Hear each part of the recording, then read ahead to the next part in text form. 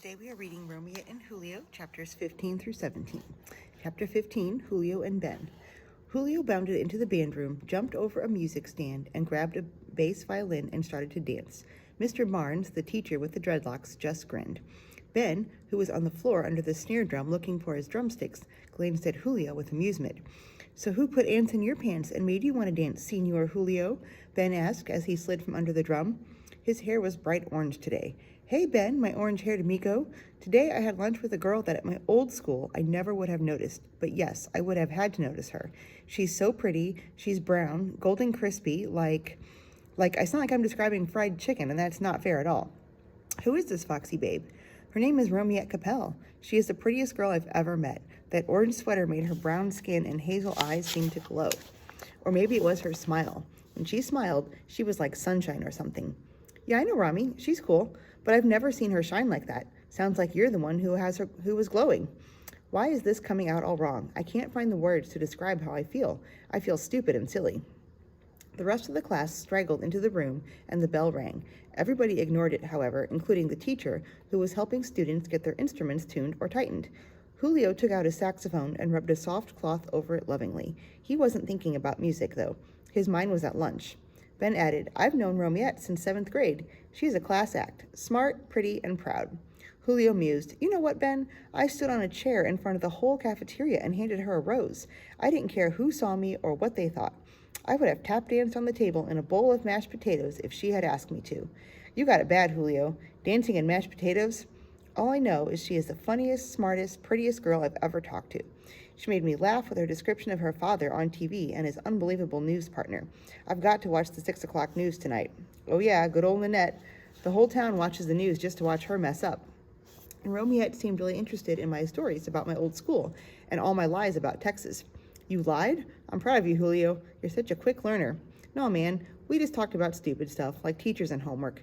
We talked as if we had known each other forever. She likes music and sports and books. Does this perfect woman have any faults?" "One weakness. She can't swim. But that's okay. I can teach her.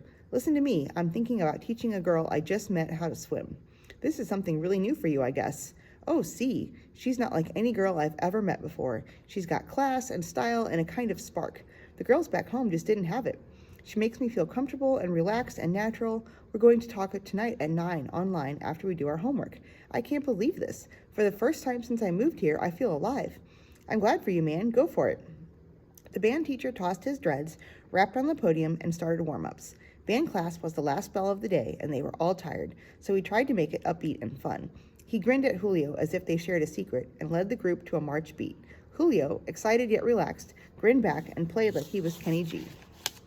Chapter 16. Chapter 16 is a private chat between Romiette and Julio. So they just talk a little bit. They talk briefly about how much they like each other, how they've been thinking about each other all day. Romiette talks about her golden retriever puppies, and Julio plans to come and take a golden retriever puppy from the litter that Romiette has. So chapter 17, conversation. Chapter 17. Julio turned off his computer and smiled. For the first time since he had moved from Texas, he looked around his small room with contentment. His room back in Corpus Christi was huge, with a large window that he liked to open at night to let in the fresh evening breezes. This room barely had space enough to turn around in, but his bed and desk and other furniture fit neatly into each corner. The walls were freshly painted, but bare, so Julio dragged one of the unopened boxes out of the closet on which his mother had neatly written Julio's room. He opened it slowly, trying not to remember the feeling of loss and anger that he had felt when he packed away the life he knew. Rolled on the top were his posters. The first one he tacked to the wall next to his bed was a purple-toned photo of Louis Armstrong playing his trumpet. He always liked that poster because it seemed to Julio that Louis Armstrong really enjoyed playing his horn, that he was happy just to be making music. The other poster was of a sailboat on a lake. The sky was bright with sunshine and promise, the boat dipped with confidence on the deep blue lake, and the sailor, a small figure on the deck, grinned with confidence, that same smile of satisfaction and peace. Near the bottom of the box were other items that Julio no longer needed but refused to give up yet, reminders of his childhood. A baseball card of Hank Aaron, probably not worth much since it had been ripped and taped together. That fight with Diego when they were 7 was not over the card, but over the bubblegum inside. It was much later they realized the value of the card, but it was too late. His rock collection. His 5th grade teacher had made the class collect one of each kind of rock or stone. Julio had searched for weeks, finally finding just about all of them. igneous rocks, sandstone, granite. He loved the cool smoothness of them, their quiet strength. Everybody else had tossed or lost their rock collection. Julio kept them in a small plastic box. He knew the name of each one. His books, the one he read for a book report last year in school that he was sure he would hate but ended up loving. His book on music, a book he had read from cover to cover several times about television and filmmaking, a dictionary, a computer manual. He set those on his desk. His video games. He hadn't set the machine up yet because he had no TV in his room here. Back home, he had never been upset when his mother sent him to his room because he had a TV, a stereo, a video game player, and a phone. She finally figured it out, and after that sent him in the backyard to cut the grass or clean the gutters when she wanted to punish him. He had unpacked his CDs on the first day. He couldn't live without music. But in the box were tapes that he had liked a couple of years ago. He got those out and tossed them in his desk drawer. A small stuffed lion.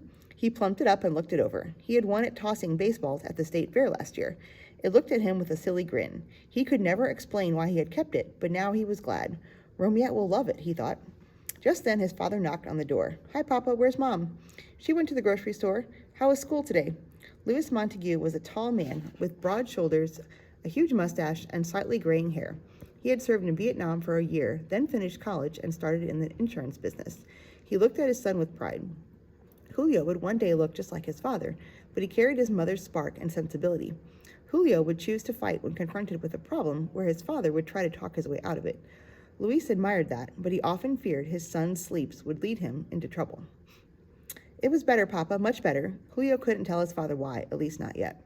Good. Are your classes difficult? Luis asked with interest. Not really. I like band. Luis grinned. Of that I have no doubt, but what about the academics? No sweat, Papa. I'll be able to handle it. It's just hard coming here in the middle of the school year. I know, Julio. I understand how rough this is. Are you making any friends? Well, I met a really nice girl. A girl? Now that's a good sign that things might be looking up. Is she pretty? Yeah, Papa, she's really fine. She's smart and funny, and she makes me smile. I like talking to her. We met on the internet. It's funny. I was on the chat line in a room with a bunch of people, and she was in the room too, and I said something about hating it here and missing Texas. Somehow she stood out in that crowded room. It turned out she lives here in Cincinnati. Before we knew it, we were in a private chat room zipping messages back and forth. Julio's face was animated and excited just talking about Romiette. You spend too much time on that computer. The smile on Julio's face dimmed. He grew sullen and much quieter. You want me to have friends, don't you? Yes, son, but real people, not voices on a computer screen. You need to get out in the world more. Luis just couldn't understand Julio's fascination with the chat rooms. Computers were for calculations or file gatherings, for work. Chat rooms were a waste of time as far as Luis could tell. That's what I've been trying to tell you, Papa.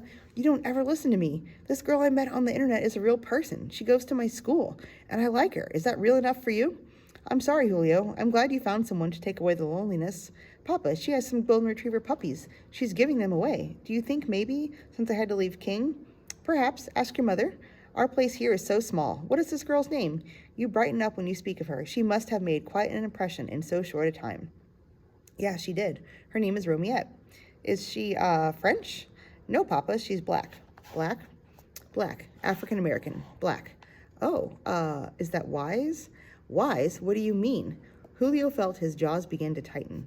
His father sat down on the bed and sighed. Well, he said slowly, we hear so many terrible things on the news, and you know what problems we had back in Corpus Christi with the black gangs, and it seems like we just escaped from all those problems, and now the first person you hook up with is some black kid. Julio's anger erupted. She's not just some black kid. She's smart and nice, and she's one of the few people in that whole school who's been friendly to me since I've been there. Have you forgotten that gangs of Mexican kids roamed our school and were fighting with the black kids back home? And on the news at home, who were the bad guys, Papa? Julio's eyes were challenging and fiery. His father decided not to push the fight. You're right, son. I'm sorry. I overreacted. It's not as if you're going to marry this girl. I'm glad you found a friend. And sure, let's get a puppy. Perhaps it will make this place feel like home. But his father sighed once more as he left Julio's room, as if he sensed trouble ahead.